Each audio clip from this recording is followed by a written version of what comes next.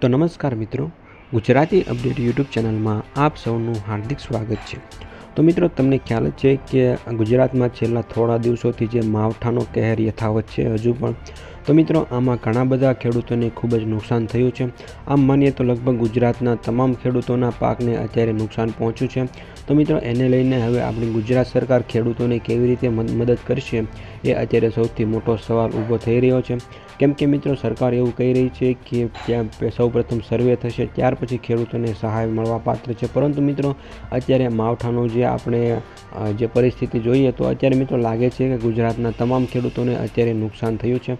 તો મિત્રો, આવામાં સર્વેની શું જરૂર છે? તો મિત્રો, એવામાં એક વિડીયો પણ વાયરલ થયો છે, જેમાં આપણા ગુજરાતના નાયબ મુખ્યમંત્રી હર્ષ સંઘવી પોતે ઉગાડા પગે ચાલીને ખેડૂતોના પાકનો સર્વે લઈ રહ્યા છે અને તપાસ કરી રહ્યા છે કે કઈ રીતે ખેડૂતોને નુકસાન થયું છે, કેટલું નુકસાન થયું છે।